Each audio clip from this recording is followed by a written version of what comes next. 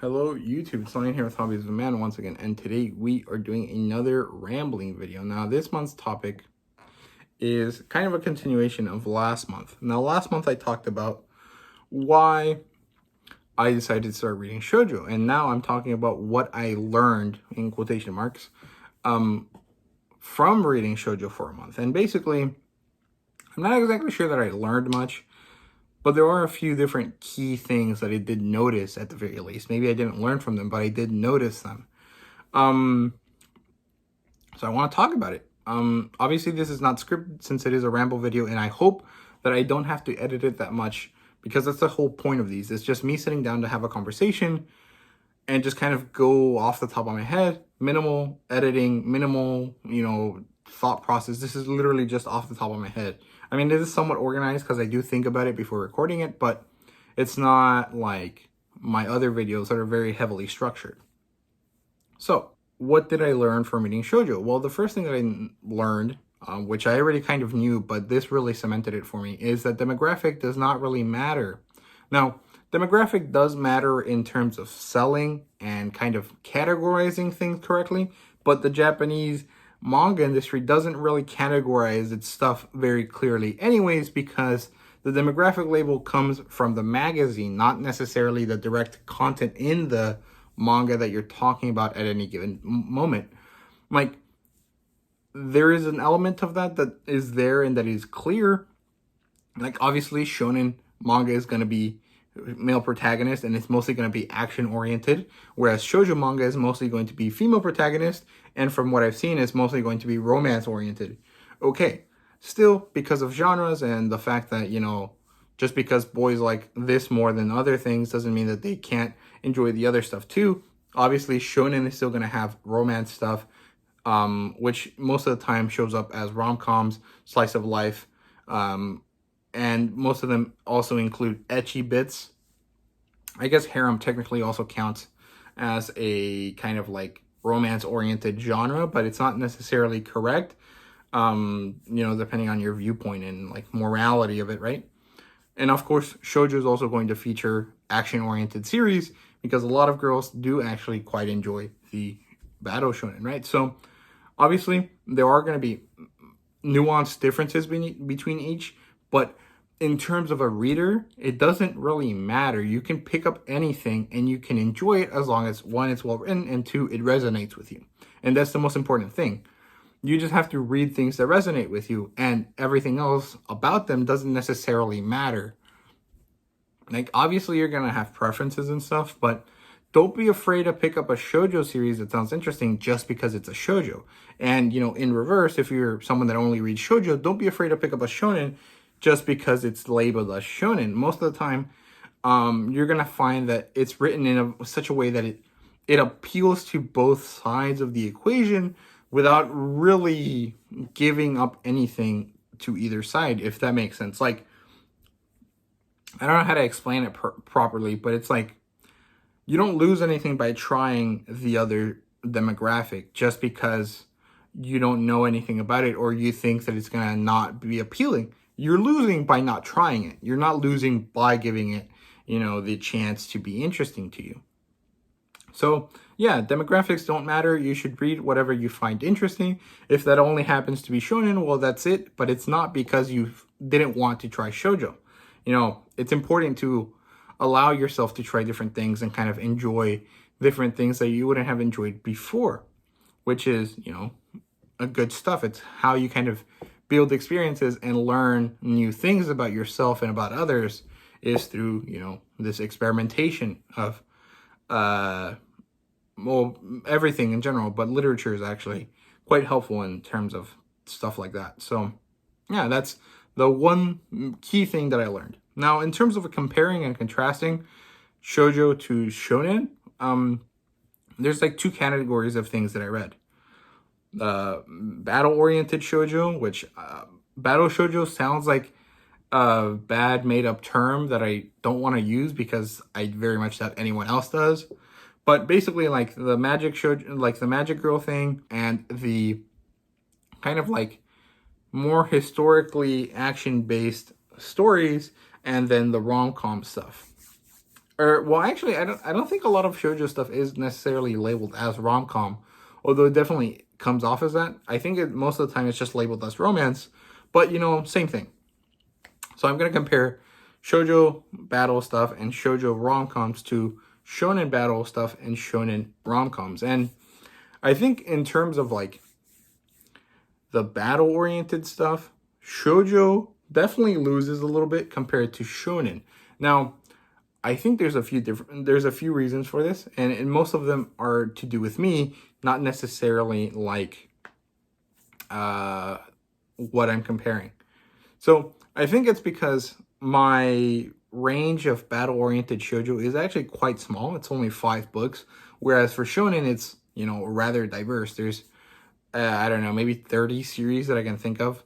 So it's a lot bigger of a set, and I can think of a lot more stuff from that than I can from the shoujo stuff that I read. So it's not a really fair comparison, but you can still say that we can find some key differences between them just based on that. The other thing is that I'm comparing more modern shonen to older shoujo, which is like, again, not exactly fair, but you can kind of get a comparison. Like, I'm thinking about it, and I guess if I wanted to compare stuff to the shoujo series I read, which are Sailor Moon, Fushigi Yugi, Nirvana, Prince Freya, and Requiem of the Rose King. And Prince Freya and Requiem of the Rose King are in this because they are battle-oriented things, but they're very modern, so they're not the ones that I'm talking about. I'm talking about Nirvana, which is actually somewhat modern, and Fushigi Yugi and Sailor Moon.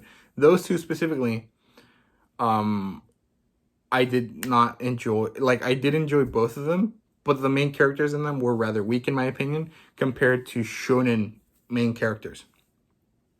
And I've said this like 3 or 4 times already, but I just didn't like how they were like empty of any redeeming characteristics, but they weren't actually everyman either, because there was nothing about them that was like middle of the road for you to like connect with. And this is where the whole thing about me comparing old shoujo to new shonen comes into play. I don't necessarily think it's fair, but I can't like not compare it because that's what I'm reading. And good stories should be able to be compared to other good stories regardless of when they're written. So I don't know, it's kind of like tough in that sense. But in general, I do think that the male main characters are usually, at least in the battle-oriented stuff, better written in terms of being everyman characters than the shoujo counterparts.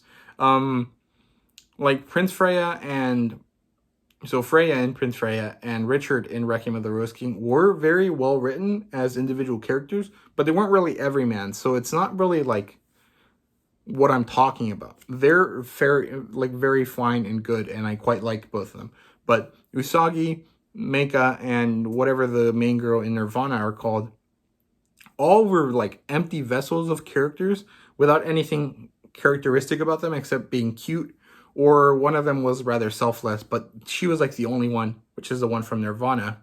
And they had no other characteristics about them that were relatable, interesting, or in any way redeeming. Compared to shonen protagonists, which are all copy-pasted from each other, and yet they're all still relatively well-written everyman characters, and all have somewhat of a redeeming quality, a specific quirk that is interesting about them, and some sort of like middle of the road, easy to kind of connect with ideology, right? The shoujo ones did not really have that. So there's a big difference there. In terms of rom-com and like romance-oriented stuff, I thought it was refreshing that the shoujos did not really have harem aspects there, because I quite like shonen. I quite like the kind of male romance harem plot point thing that a lot of them do have. But it is annoying that basically all of them are that. I would actually like that quite a few of them were just like regular, traditional, old school, like whatever you want to call it, like 1-to-1, one boy, one girl kind of relationships. And And I quite like that Shojo is kind of like that as well. A lot of the Shojo that I read were a lot more like that. But I did notice that there were a few that were also love triangles, which I'm not a big fan of. And some of them even set up a little bit more of a like reverse harem type of thing, which is fine. And I quite enjoyed it because it was refreshing that, you know, it was the other way around. But I'm not necessarily sure that I will really enjoy that going forward if I read a lot of shoujo, which I'm not even necessarily sure I will do, but at least like 9 out of the 10 series that I did read, I do want to finish collecting just because I did enjoy them, even if they're not like my favorite things in the world. But quite a few of them were actually very, very good, and I did really love them. So I do want to finish them at one point. Now, when it comes to the romance aspects, I do think the female shoujo characters are actually a little bit better written than the male protagonist. And it's because it's the same issue from the battle-oriented stuff, but in reverse. The shoujo protagonists all have redeeming qualities about them. They're all individual. They're all caring, good people. And they all have that kind of archetype of like the small town girl, or like the girl from the boonies moves to the big town and now has to make new friends, connect with people, and along the way she finds romance. Which is kind of boring as an American because that's literally every romance movie ever, but like it's fun and it's interesting and it's kind of cute. A lot of the times it's very fun to see like the girl from the boonies really react amazingly to like, oh my god, this city, you know, especially because it's manga and the expressions can be really crazy. I like them more because they're more individual characters. Maybe they're a lot more like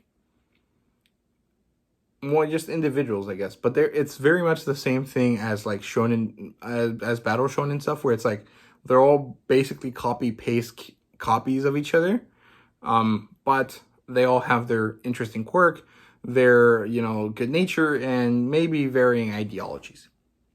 The shonen rom-com protagonists are all boring as fuck. They're all the same, like basic ass dude, very average, middle of the road, doesn't do anything particularly amazing, but isn't horrible. He's like maybe smart sometimes, depending on which one you're talking about.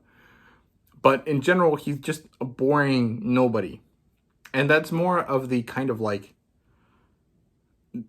kind of the same idea as the shoujo magical girl thing, where it's more like they're not supposed to be everyman. They're just supposed to like be blank slates where you just put yourself in their place, which is different from the everyman character slightly. It's not the same thing because the everyman character can still have individual traits about them, whereas like the like power fantasy one where you just like plug yourself into the character and like exist as that character is actually quite more like boring to read. And yeah, that's like the big difference there. And I don't know, I enjoyed it. I mean, the whole month was really good. I did really like all the shoujo that I read. And in general, there wasn't anything particularly bad. I mean, I saw a lot of tropes. I noticed a lot of them, and I was kind of aware of a lot of them. But I hadn't noticed anything that was particularly crazy, anything that was annoying. I was really happy that none of the romance interest or romantic interest had any tsundere characteristics, because that honestly I think that just doesn't work for female main characters, where it kind of does work for male characters to have tsundere romance interests. Yeah, it was good. I did enjoy all of it. It was a good month, last month, of reading. And I don't know, it's just kind of interesting to see the similarities and differences. And I guess that's it. I don't know.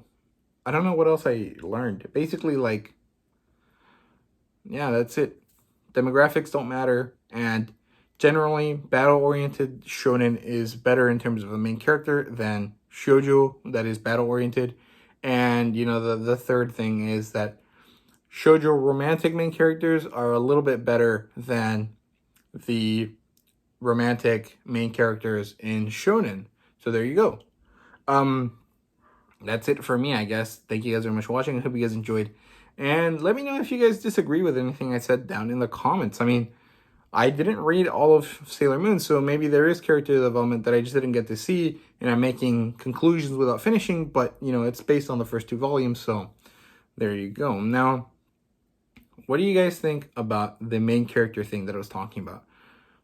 First of all, are everymans the same as, like, power fantasy main characters, where, like, they're just blank slates, versus the everyman that is, like, individual enough to be its own character, but it's mostly just for you to, like, connect with as an individual? And are the shoujo romance characters better than the shonen romance characters? So yeah, let me know down in the comments, and I hope you guys enjoyed this video. If you did, please leave a like, subscribe, and comment down below. Let me know what you thought. And thank you guys very much for watching. See you guys later.